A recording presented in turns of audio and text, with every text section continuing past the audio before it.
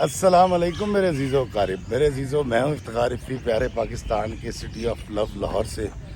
دوستو ابھی بارش بند ہوئی ہے اور دیکھیں کیا خوبصورت منظر ہے پارک کا۔ میں اس وقت موجود ہوں باغ جناح میں، اور آج غالباً ساون کی پہلی تاریخ ہے، اور پیچھے دیکھیں کیا حسین منظر نظر آ رہا ہے پارک کا۔ دوستو آج جو میں آپ کو کہانی سناؤں گا، یہ ایک ایسے ظالم شخص کی کہانی ہے جس کا تعلق پولیس ڈپارٹمنٹ سے ہے، اور اس نے ظلم کی انتہا کر دی۔ لیکن اس سے پہلے میں ایک گزارش کروں گا اور میں جواب دینا چاہوں گا ان تمام چاہنے والوں کو جو مجھے کال کرتے ہیں، میسیج کرتے ہیں، کیونکہ سینکڑوں میسیج ہوتے ہیں، درجنوں کالز آتی ہیں، سب کو اکاموڈیٹ کرنا بہت مشکل ہوتا ہے۔ تو سب سے پہلے تو میں آپ سے معذرت چاہتا ہوں، اور میں چاہوں گا کہ آپ میسیج کرتے رہیں اور کالز کرتے رہیں، مجھ سے آپ کی بات ہو جائے گی۔ جن میسیجز کا میں جواب دے سکتا ہوں ضرور دیتا ہوں، لیکن اتنے سارے میسیجز کا جواب دینا ناممکن ہوتا ہے، تو مجھے معاف کر دیجیے گا، کیونکہ زیادہ تر کالز یا میسیجز ازدواجی زندگی کے حوالے سے ہوتے ہیں۔ تو میں ویسے ہی آپ کو ایک فارمولہ بتا دیتا ہوں۔ دوستو جب ہم شادی کرتے ہیں تو ہم سے مولوی صاحب یہ پوچھتے ہیں کہ کیا قبول ہے، تو ہم کہتے ہیں قبول ہے، اور 3 بار ہم قبول کرتے ہیں۔ مرد بھی ایسا ہی کرتا ہے، عورت بھی ایسا کرتی ہے، لیکن ہم نے اس وقت زبانی ایک رسمی طور پر کہا ہوتا ہے قبول ہے، کیونکہ شادی کے بعد جب خاوند یا بیوی کا وہ پہلو سامنے آتا ہے جس میں اس کی کوتاہیاں، اس کی غلطیاں ہوتی ہیں، کمیاں ہوتی ہیں، تو ہم اس پر انگلی اٹھاتے ہیں، ایک دوسرے کی تذلیل کرتے ہیں، حالانکہ ہم نے شادی کرتے وقت کہا تھا قبول ہے، قبول ہے، قبول ہے۔ تو دراصل اگر ہم اس لفظ کو سمجھ لیں، جب ہم شادی کرتے ہیں تو ہم قبول کر رہے ہوتے ہیں سامنے والے کو اس کی خوبیوں اور خامیوں کے ساتھ، اور یہی چیز محبت کہلاتی ہے۔ کہ آپ نے دیکھا ہوگا کہ جب کوئی کسی کے عشق میں مبتلا ہو جاتا ہے اور آپ عاشق کو یا معشوق کو جا کر سامنے والے کی کوئی غلطی، کوئی کوتاہی، کوئی عیب بتاتے ہیں، تو وہ کہتا ہے جی مجھے قبول ہے، میں تو بیعت ہی کرنا ہے۔ تو محبت کی یہ سنت ہے کہ اس کو آپ نے جب قبول کرنا ہے تو اچھائیوں اور برائیوں کے ساتھ کرنا ہے۔ اسی طرح سے جب شادی ہوتی ہے تو اس لفظ قبول ہے کی اہمیت کو جانیے، اور اپنے پارٹنر کے اندر خامی تلاش نہ کریں بلکہ خوبی تلاش کریں۔ تو یہ تو وہ ایک اجتماعی جواب تھا جو مجھے کالز آتی ہیں، میسیج آتے ہیں، یقیناً ان پہ فرداً بات ہوتی رہے گی۔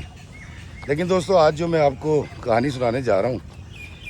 یہ کہانی مجھے امریکہ سے کال کر کے ایک بچی نے سنائی،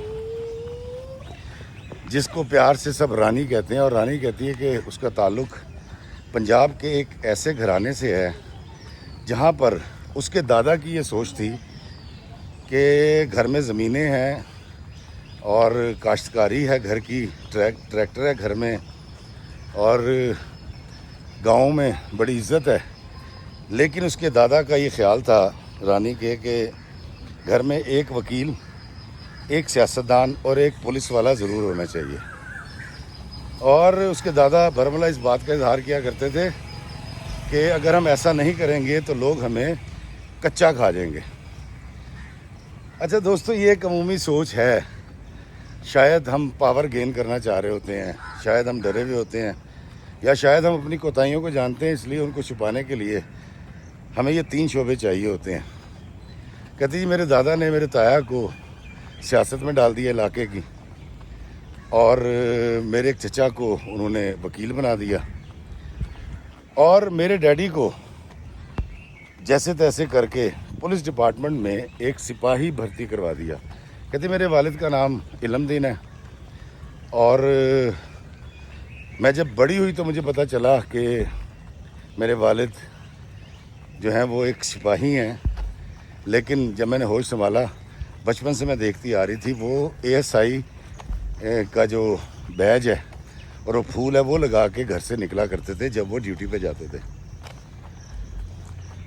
رانی کہتی ہے افتخار بھائی میرا باپ ایک نہایت ظالم آدمی ہے، اور میں اس سے زیادہ کوئی لفظ اس لیے استعمال نہیں کروں گی کہ پھر بے ادبی ہو جائے گی، اور میں اللہ کے آگے گناہ گار نہیں ہونا چاہتی۔ رانی کہتی ہے کہ مجھے اپنے باپ کی جو پہلی بات یاد ہے وہ یہ ہے کہ مجھے جو ہوش میں نے دیکھا، کہتی ایک رات میں سو رہی تھی اور میری آواز آنکھ کھلی ہے میرے والدہ کی چیخو پکار سے، اور جب میں نے آنکھ کھولی تو میں نے یہ دیکھا کہ میرے والد صاحب جو منہ میں آئے میری ماں کو کہہ رہے تھے، جس کو عرف عام میں گالاں کرنا کہتے ہیں، اور میری والدہ کو بڑے برے طریقے سے ان کی کٹیس کر رہے تھے۔ اچھا دوستو، یہ کٹیس اور اس طرح کے لفظ میں اس لیے استعمال کرتا ہوں کہ جب میں اصل لفظ استعمال کروں گا نا تو پھر یوٹیوب جو ہے وہ جب اس کو سنتا ہے تو پھر اس کی ریچ کو کم کر دیتا ہے، تو آپ اس بات کو سمجھیے گا۔ کہتی میری والدہ ہاتھ جوڑ کے معافی مانگ رہی تھی، اور میرا باپ جو ہے وہ مسلسل ظلم پر آمادہ تھا۔ کہتی میں نے جب چیخ کے رونا شروع کیا تو علم دین صاحب نے مجھے مارا اور اٹھا کر چرپائی پر پٹخ دیا، اور میں چرپائی پر بان کے اوپر گری، اور گر کے جب میں اچھلی ہوں تو میں زمین پہ گری، میرے ماتھے سے خون نکل آیا، میری ماں نے مجھے اٹھایا، سینے سے لگا لیا، اور میرے والد صاحب نے کسون مارنے بند نہیں کیے۔ کہتی افتخار بھائی زندگی میں جو پہلی بات جو میں کبھی بھول نہیں سکوں گی، اور میرے باپ کا پہلا تعارف علم دین صاحب کا میرے ساتھ یہ تھا کہ وہ میری والدہ کو بری طرح جو ہے وہ تکلیف پہنچا رہے تھے۔ کہتی یہ بات اس دن سے لے کے آج تک میرے ذہن پر ثبت ہو گئی۔ دوستو، رانی کہتی ہے کہ افتخار بھائی جب یہ سارا معاملہ میری ماں کے ساتھ ہو رہا تھا تو میں دیکھ رہی تھی کہ میرے باپ کی زبان لڑکھڑا رہی ہے اور قدم ڈگمگا رہے ہیں، اور ایک عجیب سی بو تھی جو کمرے میں پھیلی ہوئی تھی۔ کہتی وقت گزرنے کے ساتھ ساتھ پھر مجھے سمجھ آیا کہ میرا باپ جو ہے وہ شراب پیتا ہے، نشہ کرتا ہے۔ کہتی زندگی گزرتی گئی، ہم روزانہ اس طرح کی بے عزتی اپنی والدہ کی ہوتی دیکھتے رہے۔ میری 4 بہنیں ہوئیں، ایک بھائی ہوا، ہم بڑے ہوتے گئے، اور ہم نے اپنی ماں کو معافی مانگتے، منت سماجت کرتے اور اپنی ناکردہ غلطی کو تسلیم کرتے ہوئے دیکھا۔ تایا چچا جب بھی کبھی سمجھانے آتے تھے تو میرے والد صاحب علم دین صاحب ان کو بھی ایسے پڑھتے تھے کہ جیسے انہوں نے کوئی بہت بری بات کر دی ہو، اور پھر میرے چچا یا تایا کمرے میں آ کر میری ماں کو کہتے تھے کہ ٹھیک ہے تیری غلطی نہیں ہے لیکن تو معافی مانگ لے، اور میری والدہ جب معافی مانگ لیتی تھیں تو 4 5 6 دن کے لیے سکون ہو جاتا تھا گھر میں۔ میرے باپ کو بہت شوق تھا کہ میری ماں کی غلطی نہیں بھی ہے پھر بھی وہ ان سے معافی مانگے، ان کی شاید تشفی ہو جایا کرتی تھی۔ کہتی ہم بڑے ہو گئے، اسکول جانے لگے، ہائی اسکول میں آ گئے، تو کہتی جی ایک دفعہ میرے ایک کزن ہے، انہوں نے اپنے گھر میں ختم شریف رکھا ہوا تھا، کہتے ہیں ہماری والدہ بھی ہم سب گئے ہوئے تھے وہاں۔ کہتی یہ وہ وقت تھا جب میرے والد صاحب سچ مچ ASI ہو گئے تھے پولیس والے سے۔ تو میرے والد صاحب جو لاری جاتی تھی، کہتی ہمارے گھر سے کچھ فاصلے پر مین روڈ تھا، وہاں سے لاری جاتی تھی جس میں وہ بیٹھ کر تھانے یا شہر جایا کرتے تھے۔ تو کہتی وہ پہلے جب سپاہی تھے یا حوالدار تھے تو ایک پھول لگاتے تھے ASI کا، اور جب ان کی واقعی ترقی ہو گئی اور وہ ASI ہو گئے تو انہوں نے 2 پھول لگانے شروع کر دیے۔ کہتی ان ساری باتوں کا علم مجھے پھر جوان ہو کے ہوا کہ میرا والد ایسے کرتا تھا۔ کہتی میرے والدہ کے کزن نے ختم شریف میں بلایا ہم سب کو، سب گئے ہوئے تھے، دیگیں پکی ہوئی تھیں ان کی، اور اس دوران میری والدہ کے ماموزاد بھائی آئے جو کہ جدہ میں ہوتے تھے، اور میری والدہ سے کم و بیش 40 سال بڑے تھے. انہوں نے آ کر ان کے سر پہ ہاتھ پھیرا اور کچھ دیر بات کی. میرے والد صاحب نے دور سے دیکھا اور جب واپس گھر آئے ہیں تو انہوں نے میری والدہ کی کٹیس اس بات پہ کی کہ تیرا اس سے کوئی چکر ہے اور تو ہنس ہنس کے اس سے بات کر رہی تھی اور تیری ایسی کی تیسی تو ایسے کیسے کر سکتی ہے. دوستو رانی کہتی ہے کہ میرے والد صاحب کی طبیعت بڑی عجیب قسم کی طبیعت تھی. وہ دو لوگ اگر دور کھڑے باتیں کر رہے ہیں تو میرے والد صاحب کہتے تھے یہ میری برائی کر رہے ہیں. اگر گلی کے اندر السلام علیکم جی اگر گلی کے اندر کہیں سے گدھا آ کر ڈھیچو ڈھیچو کرنے لگتا تھا تو ان کو لگتا تھا کہ میرے ہمسائے میں رہنے والے جو میرے رقیب ہیں, جو میرے شریکے ہیں, یہ گدھا انہوں نے جان کے بھیجا تاکہ یہ ڈھیچو ڈھیچو کرے اور میری نیند برباد ہو. کہتی میرے والد صاحب ہر چیز کو شک کی نگاہ سے دیکھتے تھے. شاید اس کی ایک وجہ یہ بھی تھی کہ وہ تھے ہی بہت غصے والے اور اوپر سے وہ پولیس والے تھے. اب پولیس والا ہو اوپر سے غصے والا ہو تو سونے پہ سہاگا ہو جاتا ہے. کہتی میری والدہ سے جو بھی انہوں نے کام لینا ہوتا تھا تو وہ پہلے یہ کہتے تھے کہ اگر یہ ایسے نہ ہوا تو میں تجھے طلاق دے دوں گا, اگر ایسا کیا تو میں تجھے طلاق دے دوں گا. رانی کہتی افتخار بھائی میرے ماموں بہت سٹرونگ لوگ ہیں, ان کی بھی زمینیں ہیں, میرے دادا کی بھی زمینیں تھیں جو میرے دادا کے مرنے کے بعد میرے باپ کو چچا تایا میں بٹ گئیں. کہتے جی ایک دن میرے والد صاحب گھر آئے ہیں اور اسی طرح ڈگمگاتے قدموں کے ساتھ, اور کہتی اس وقت تک ہمیں پتہ چل گیا تھا کہ ہمارا باپ دارو پیتا ہے. تو وہ آئے ہیں اور آ کے انہوں نے میری والدہ کو ایک ٹھڈا مارا اور کہا جی کہ اپنے گھر جا, اپنے بھائیوں سے اپنا حصہ لے کر آ, اور ایک ہفتے کے اندر تمام زمینوں کے معاملات طے ہو جانے چاہیے ورنہ میں تجھے طلاق دے دوں گا. کہتے ہیں میری والدہ اسی وقت اٹھی, ہم بچوں کو پکڑا اور ٹانگا آ گیا, ٹانگے میں بیٹھے اور ہم ماموں کی طرف چلے گئے. امی نے جا کے ماموں سے ساری بات کی کہ علم دین جو ہے وہ جو میرا حصہ بنتا ہے شرعی طور پہ وہ مانگ رہا ہے. کہتی میرے ماموں جانتے تھے میرے باپ کی طبیعت کو, انہوں نے نہ صرف وہ حصہ دیا جو میری ماں کا بنتا تھا بلکہ اضافی اس دور کے اندر تقریباً 13 لاکھ روپیہ کہتی اضافی بھی دیا کہ یہ ہماری طرف سے تو تمہارے لیے اور تمہارے میاں کے لیے. اب جب وہ امی واپس آئیں تو ابا جی بڑے خوش ہوئے اور انہوں نے کہا کہ تجھے پتہ ہے کہ تیرے بھائی جو ہیں وہ لالچی ہیں, اگر میں ایسا نہ کرتا تو وہ یہ ساری جائیداد کھا جاتے, اور جو انہوں نے یہ 12-13 لاکھ روپے اضافی دیا ہے یقیناً تیرا باپ یعنی میرے نانا کچھ بہت زیادہ کروڑوں روپے چھوڑ کے مرے ہوں گے, نہیں تو کون آج کے دور میں ایسا کرتا ہے. میرے ماموں کی محبت کو میرے باپ نے شک کی نگاہ سے دیکھ کے صفر کر دیا. کہتے جی ہم دیکھتے رہے, ہماری والدہ کا روز منہ سوجا ہوتا تھا, کبھی آنکھ سوجی ہوتی تھی, کبھی زخم لگا ہوتا تھا. ہم کالج آنا جانا شروع ہو گئے. میری ماں مجھے یہ کہتی تھی کہ بیٹا تم نے اپنے باپ کے سامنے کبھی نہیں بولنا, کبھی بات نہیں کرنی اور ان کے میرے معاملے میں خبردار دخل اندازی نہ کرنا. بھائی سب سے چھوٹا تھا اور رانی سے چھوٹی 3 بہنیں تھیں, مطلب یہ 4 بہنیں اور 1 بھائی. تو یہ والا سلسلہ تھا اس گھر کے اندر. رانی کہتی السلام علیکم جی کی یار. رانی کہتی ہے کہ جی ہماری زندگی بالکل اجیرن ہو چکی تھی. ہمارے والد صاحب ہم پہ بھی شک کرتے تھے اور کئی بار جب ٹانگے والا ہمیں اسکول لے کے جاتا یا ہم کالج جانے لگیں تو انہوں نے کئی بار ہمارا پیچھا بھی کیا. کہتے ہمارے ذہن میں تو خیر ایسی کوئی چیز نہیں تھی, ہم والد صاحب کو صرف سلام کرتے تھے اور وعلیکم السلام سننے کے بعد ہماری کبھی جرت نہیں والد صاحب سے کوئی اضافی بات کر سکیں یا کچھ پوچھ سکیں. لیکن دل بڑا کڑتا تھا. ہم بہنیں بڑی ہو گئی تھیں, جوان ہو گئی تھیں, ہم ڈسکس کرنے لگ گئے تھیں کہ ڈیڈی جو کر رہے ہیں وہ بڑی زیادتی کر رہے ہیں. کہتی جی کہ والد صاحب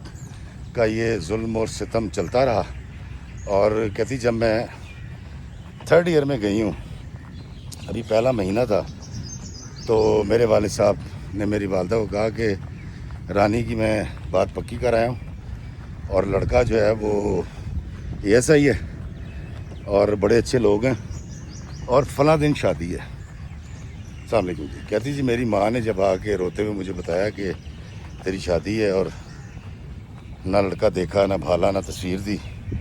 तो कहती मेरे अंदर एक बाकायदा तौर पे बगावत पैदा हो गई, एक सवाल पैदा हो गया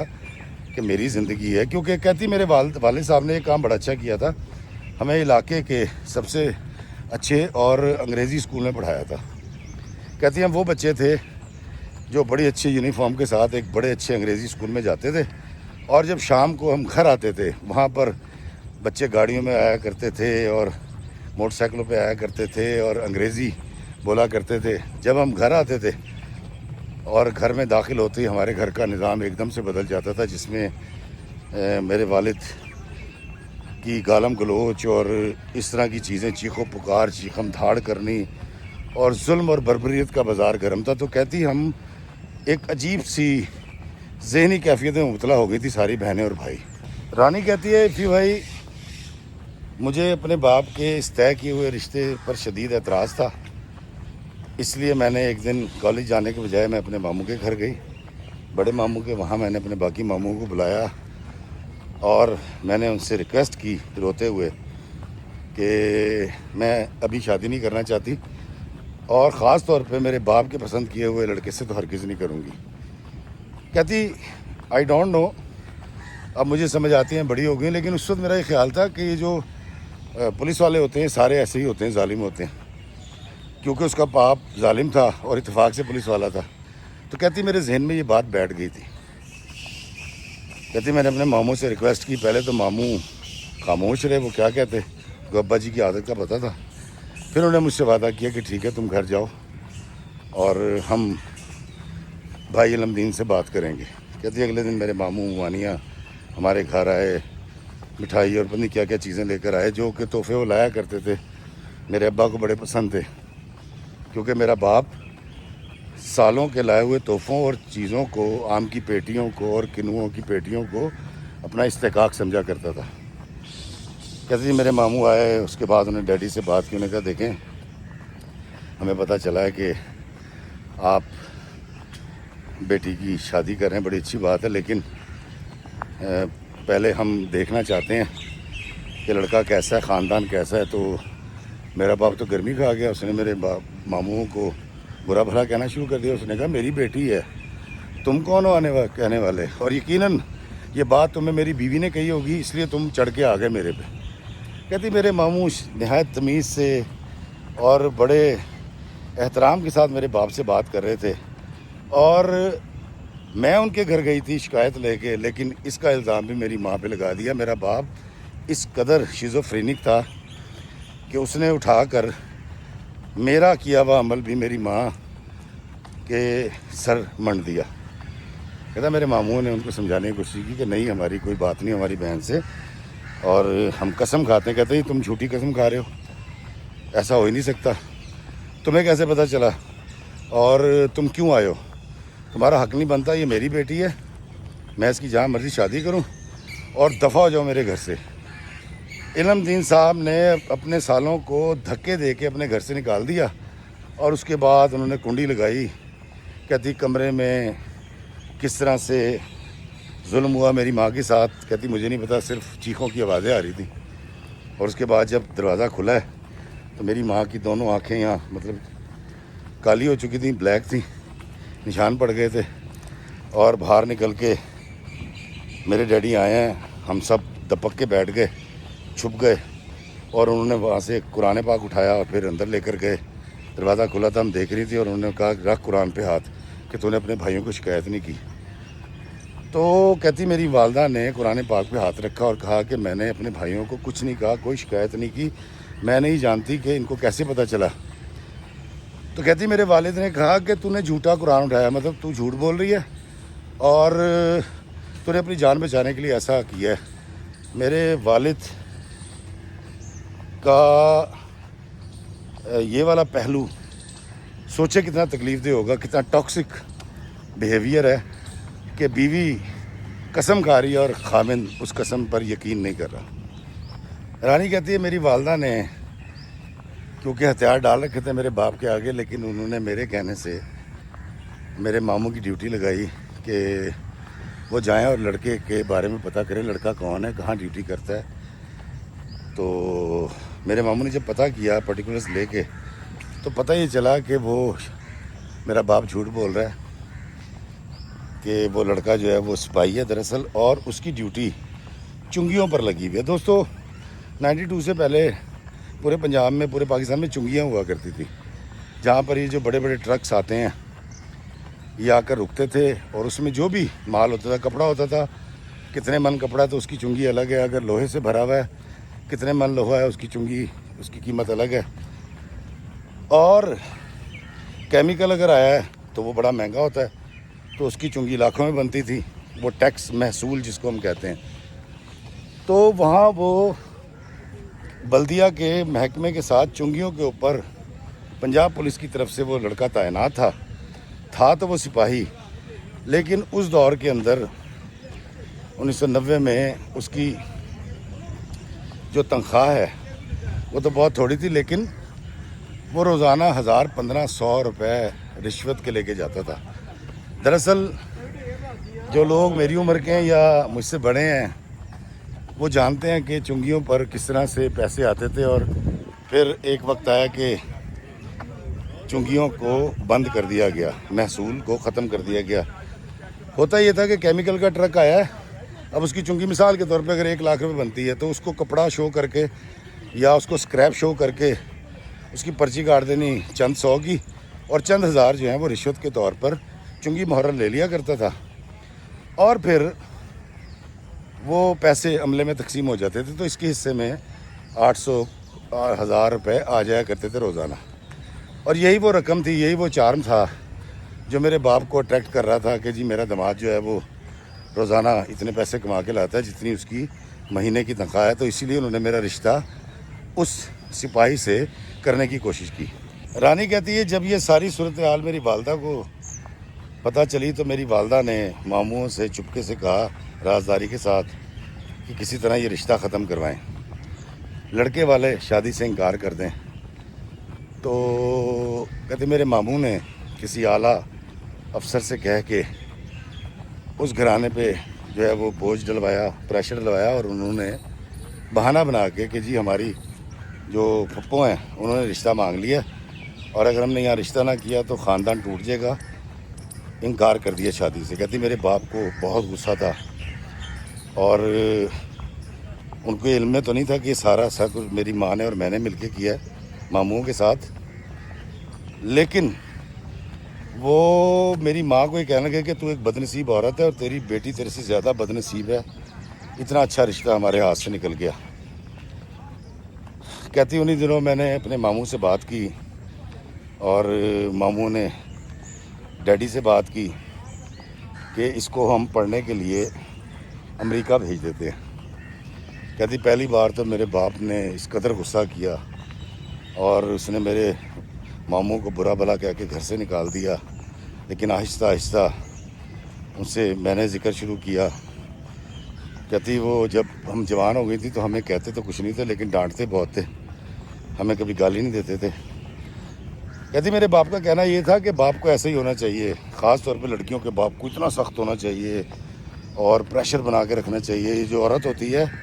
اس کو اگر عزت دو تو یہ سر پہ چڑھ جاتی ہے، پھر یہ دھوکہ دیتی ہے۔ کہتی پتہ نہیں ان کے عجیب و غریب قسم کے اصول تھے اور سوچ کا انداز تھا۔ کہتی افتخار بھائی جیسے تیسے کر کے اور روشن مستقبل کے حوالے سے بات کر کے میرے ماموں نے، میری ماں نے میرے ابا جی کو قائل کیا، اور میں امریکہ آ گیا۔ میں نے یہاں پڑھنا شروع کیا، میں نے یہاں پر جاب شروع کی، میں نے یہاں پر کمانا شروع کیا، اللہ تعالیٰ نے میری بڑی مدد کی۔ رانی کہتی ہے کہ میں نے جب ابا کو پیسے بھیجنے شروع کیے تو وہ بڑے راضی ہو گئے اور بڑے خوش بھی ہوئے، کیونکہ میرے باپ کو بچوں سے زیادہ روب اور دبدبے اور اختیارات اور پیسے سے محبت ہے۔ کہتی جب مجھے یہ بات سمجھ آ گئی تو میں نے ابا جی کے لیے یہاں سے بہت ساری چیزیں بھیجنی، تحفے بھیجنے، کرتے کرتے کہتی وقت گزرا اور میں نے ڈیڈی کو اس بات پہ آمادہ کر لیا کہ میں اپنی باقی بہنوں کو بھی پاکستان سے باہر بھیج دوں۔ کہتی میں نے 2 کو ڈیڈی کو منا کے آسٹریلیا میں داخلہ کروایا، اور ایک بہن جو ہے وہ ابھی وہاں پر پڑھ رہی ہے، پاکستان میں، اور میرا جو بھائی ہے وہ بھی ابھی کالج گوئنگ ہے۔ کہتی میں نے ابا جی سے اجازت لی، ان کو پاکستان میں ایک رشتہ بتایا، وہ فیملی مجھے یہاں پر ملی، ابا جی ان کے گھر گئے، اور مجھے پتا تھا ابا جی اس لیے ہاں کر دیں گے کہ وہ لوگ یہاں پر بڑے سیٹل ہیں، ان کے یہاں پر فرنیچر کی شو رومز ہیں، اور پاکستان سے اور چنیوٹ سے اور ہندوستان سے ان کا فرنیچر بن کے آتا ہے۔ تو میرے ڈیڈی نے ہاں کرنی تھی، کہتے انہوں نے ہاں کر دی، میری شادی ہو گئی۔ میرے جو شوہر ہیں ابراہیم، کہتی نہایت نفیس آدمی ہے، وہ میرے باپ کی تمام ان چیزوں سے خود سے واقف ہو گئے۔ کہتی میں نے تو کبھی نہیں بتایا، ہم جب پاکستان گئے جتنی دفعہ انہوں نے میرے باپ کو دیکھ لیا، میرے باپ کے اندر کہتی سب سے اچھی چیز یہ ہے کہ ابراہیم جو کہہ دیں نا وہ مان لیتے ہیں۔ تو میں نے ابراہیم کے ذریعے بہت ساری نرمی اور بہت ساری گنجائش پیدا کر لی اپنی والدہ کے لیے۔ لیکن افتخار بھائی، ساری بات بتانے کا مقصد صرف یہ ہے کہ ایسا نہیں ہے کہ میرے والد بدل گئے ہیں، وہ ویسے ہی ہیں۔ اکثر میری والدہ مجھ سے ویڈیو کال اس لیے نہیں کرتی کہ ان کے منہ پر کہیں نشان موجود ہوتے ہیں، اور پھر میری بہن اور میرا بھائی جو ہے وہ مجھے بتاتے ہیں کہ یہ ظلم ہوا ہے ماں کے ساتھ۔ لیکن کہتی افتخار بھائی، اب جو صورتحال ہے کہتی وہ بڑی خوفناک صورتحال ہے۔ ہم بہن بھائی تو محفوظ ہو چکے ہیں باپ کے ظلم سے اور کٹیس سے، لیکن میری ماں کی آج بھی شامت آتی ہے۔ میری ماں کو آج بھی وہ سب کچھ سہنا پڑتا ہے۔ میری والدہ کو بلڈ پریشر ہو چکا ہے، شوگر کی پیشنٹ ہو گئی ہیں، اور آج بھی میرے باپ کا یہ کہنا ہے کہ اگر میں اس پر اتنی سختی نہ کروں تو یہ کسی کے ساتھ بھاگ جائے گی۔ کہتی افتخار بھائی، اب اس طرح کے الفاظ اپنی ماں کے لیے سن کے اب جو صورتحال ہے وہ یہ ہے کہ ہم سارے بہن بھائی باقاعدہ طور پہ ڈپریشن کے مریض ہو چکے ہیں۔ کہتی میں یہاں امریکہ میں ایک انڈین ڈاکٹر ہیں، سائیکیٹرسٹ ہیں، کہتی میں ان کے پاس جاتی ہوں اور ڈپریشن کی گولیاں کھا کے مجھے نیند آتی ہے، میں بہت پریشان رہتی ہوں۔ میری والدہ کہتی ہیں ہم سارے بہن بھائی تو ان کے عطاب سے نکل گئے بڑے طریقے اور سلیقے سے۔ کہتی ایک بہن اور بھائی جو ہے ان کو بھی میں کسی طرح پاکستان سے نکال لوں گی، ہم ابراہیم سے کہہ کر، میں اپنے خامد سے کہہ کر ان کو وہاں سے نکال سکتی ہوں۔ لیکن میری ماں جو ہے وہ آج بھی اسی تکلیف میں ہے، وہ آج بھی اسی جبر کا شکار ہے، اور میرا باپ آج بھی میری ماں کے کریکٹر پہ شک کرتا ہے۔ کہتی افتخار بھائی، میں رات کو سوتے ہوئے ڈر کے اٹھ جاتی ہوں، مجھے عجیب و غریب قسم کے ڈراؤنے خواب آتے ہیں، اور میرے دیگر بہن بھائیوں کی بھی یہی سچویشن ہے۔ ہم سب ذہنی مریض ہو چکے ہیں اور ہمیں مختلف قسم کے فوبیاز ہیں، اور ہم سب کا علاج چل رہا ہے۔ دوستو، رانی کہتی ہے افتخار بھائی ہمارا مسئلہ پہلے سمجھ لیں۔ کہتی میری اللہ کا شکر ہے بہنوں کی شادیاں ہو چکی ہیں، وہ بھی سیٹل ہیں، اور تیسری جو ہے وہ اس کا پی ایچ ڈی ہو رہا ہے، اس کا بھی ہم کچھ کر لیں گے۔ کہتی لیکن ہم سب بہن بھائیوں کا ایک المیہ ہے جس کو آپ سمجھ لیجئے، ہمارا باپ ظالم، ہم جب اس کے خلاف کچھ سوچتے ہیں تو یقیناً دین میں تو ہے کہ ماں باپ کو اف تک مت کرو۔ اب جب وہ کچھ کہتے ہیں یا الزام لگاتے ہیں یا میری ماں کو پیٹتے ہیں، میری ماں کی کریکٹر اسیسینیشن کرتے ہیں، تو ہمیں ویسے بچے غصہ آتا ہے، لیکن کیونکہ دین اور اخلاقیات کے مطابق ہم اپنے والد کے خلاف کچھ نہ برا سوچ سکتے ہیں اور نہ کہہ سکتے ہیں، لیکن چونکہ ہمارا دماغ ہے وہ سوچتا رہتا ہے۔ جب وہ سوچتا ہے تو مجھے اور میرے بہن بھائیوں کو ایسا لگتا ہے کہ ہم گناہ گار ہو رہے ہیں۔ کہتے اس سچویشن میں جہاں پر ایک طرف ظلم ہے، اور وہ ظلم ہم سہ اس لیے رہے ہیں کہ ہم اپنے والد کو یا اس کا ہاتھ نہیں روک سکتے اپنی ماں پر اٹھنے سے، کیونکہ ایک تو وہ اس کا مجازی خدا بھی ہے، اور دوسرا دین کا حکم ہے کہ والدین کو اف تک مت کرو۔ رانی کا کہنا ہے کہ ایسی صورتحال میں کہ جب ہم کچھ کہہ بھی نہیں سکتے اور ظلم سہ بھی نہیں سکتے تو ہم سب ڈپریشن کا شکار ہو گئے۔ کہتے افتخار بھائی آپ کو شاید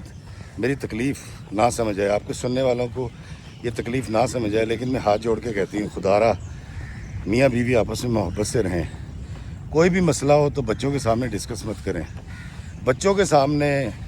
میاں بیوی کا جھگڑا ہونا یا کٹائس ہونی یہ اس قدر برا اثر چھوڑتا ہے. کہتی ہے آج ہمارے پاس سب کچھ ہے لیکن ذہنی سکون نہیں ہے, گولیاں کھائے بغیر ہم سو نہیں سکتے, اور پتہ نہیں یہ تکلیف, یہ ڈپریشن آگے میں بچوں میں شفٹ کر دوں گی, یہ کتنا بڑھے گا, اور شاید ہو سکتا ہے یہ ڈپریشن کبھی میری جان بھی لے لے. لیکن یہ سب کچھ جس صورتحال سے میں اور میرے بہن بھائی گزر رہے ہیں اس کے ذمہ دار واحد صرف میرے والد ہیں, لیکن جن سے نہ ہم شکوہ کر سکتے ہیں. حتیٰ کہ میں دل میں بھی اپنے باپ کے بارے میں اگر کچھ برا سوچوں تو ایک دم سے مجھے خیال آتا ہے کہ نہیں میرے والد ہیں, میں کچھ ایسا نہیں سوچوں گی. خیر افتخار بھائی, بیٹی ہونا یا اولاد ہونا اتنا بڑا جرم تو نہیں ہے جتنی بڑی سزا ہمیں دی گئی ہے. اور اب سچویشن یہ ہے کہ بہن کی عنقریب شادی ہے اور اس کے لیے میں نے بہت کچھ جوڑ رکھا ہے, اور کہتی میں پاکستان آؤں گی تو میں کوشش کروں گی کہ میں آپ سے بھی ملوں. لیکن ابھی جو سچویشن ہے اس کے حوالے سے آپ اپنے دیکھنے والوں سے ضرور پوچھیے گا کہ میں کیا کروں, ہم کیا کریں. بہن بھائی, ماں کو مرتا دیکھیں, ماں کو بیمار ہوتا دیکھیں اور آنکھیں بند کر لیں, یا جس طرح سے حکم ہے ظالم کا ہاتھ روکو, تو کیا کریں. افتخار بھائی اپنے دیکھنے والوں سے ضرور پوچھ کے بتائیے گا کہ ہم بہن بھائی کیا کریں اس صورتحال میں, جہاں ہماری اپنی ذہنی جو صورتحال ہے وہ بھی اتنی خراب ہو چکی ہے. ہم اپنی ماں کو بچانا چاہتے ہیں, اس کی باقی 8-10 سال کی اگر زندگی جو بچی ہے ہم چاہتے ہیں وہ سکون سے عزت اور احترام کے ساتھ گزرے. ہم کیا کریں دوستو. میں نے تو ان سے کہا کہ ویسے تو اس معاملے میں آپ کے کوئی گائیڈ ہو سکتے ہیں جو کہ دین کا علم رکھتے ہوں اور عالم ہوں دین کے, تو آپ ان سے ضرور رجوع کریں. لیکن میرا جہاں تک خیال ہے ذاتی وہ یہ ہے کہ آپ اپنی والدہ کو اپنے والد سے فوری طور پہ دور کر دیں. اور ضروری نہیں ہے کہ طلاق لی جائے, لیکن اب ان کے ساتھ نہ رکھیں, کچھ ایسا سلسلہ کریں. بے شک ان کو باہر بلا لیں, بہانہ کر لیں, یا پھر ان کو بتا کے کہ آپ کے ظلم اور جبر کے خلاف آج کے بعد ہماری ماں آپ کے ساتھ نہیں رہے گی. میں تو اتنا ہی سمجھتا تھا, کیونکہ ادب کا مقام ہے, باپ ہے, میں کیا کہہ سکتا ہوں.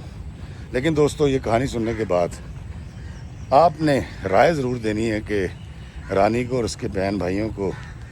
بہن اور بھائی کو کیا کرنا چاہیے علم دین کے ساتھ, اور اس مسئلے کا آپ کیا حل سمجھتے ہیں, مجھے ضرور بتائیے گا. اور آخر میں درخواست کروں گا دوستوں کہ اپنے بچوں کے ساتھ محبت سے رہیں, بیوی کے ساتھ سلوک سے رہیں, بیویاں شوہر کے ساتھ سلوک سے رہیں, نہ جھگڑیا کرو. تسی تے لڑ لیندے ہو لیکن تاڑے بچے برباد ہو جاندے نے, جویں رانی تو دی پینا تو دا پرا ہو گئے.